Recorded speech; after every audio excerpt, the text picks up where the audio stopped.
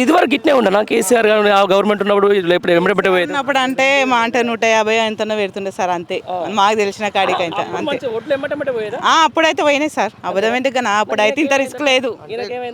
ఏమో ఇక ఆయనకి ఏమైందో ఆయనకే తెలియాలి సార్ ఆయనకేమైందో ఆయనకే తెలియాలి మరి ఇప్పుడు అడుగు మరి పట్టించుకోవాలా సార్ రేవంత్ రెడ్డి అనేది రైతులను పట్టించుకోకపోతే రైతులని అసలు చనిపోతున్నారు సార్ రైతులు ఈ పంట వేసుకొని ఏం లాభము ఎండకు అసలు పానాలు కూడా ఇచ్చినారు ఎండలో నిలబడి నీళ్ళు లేక ఏం లేక 600 ఇచ్చి ఎండ పోసుకున్నారు ఇప్పుడు తడిసిన ధాన్యం పెట్టుకోవాలంటే ఇప్పుడు రిస్క్ చాలా రిస్క్ సరిగా ఎంత కష్టపడుతున్నాం మీకు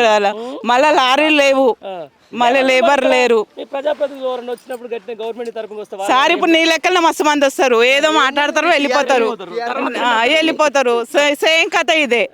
ఇక రైతులకు ఎట్లయినా నష్టం జరుగుతూనే ఉంటది ఎవరు పట్టించుకోరు నష్టం కాంగ్రెస్ గవర్నమెంట్ వచ్చిన తర్వాత మంచి అన్ని వస్తున్నాయా ఏడొస్తున్నాయి సార్ ఎందుకు రావట్లేదు ఏడొస్తున్నాయి రైతు బంధు ఏడొస్తున్నాయి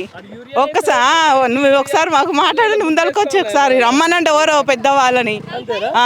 ఇచ్చినట్టు ఒకసారి మాట్లాడమని అరే ఇప్పుడు నిన్న కూడా చెప్తున్నారు మేము యూరియా ఇచ్చినాము మేము రైతు భరోసా ఇచ్చినాము అన్ని అది ఇచ్చినాము ఇప్పుడు మేము 80% ఒడ్లు కూడా కొన్నాం కావాలని మమ్మల్ని బదనాం చేస్తున్నారు సరే సార్ 80% ఒడ్లు కొంటే నీకు ఇక్కడనే కనబడతాయి కదా సార్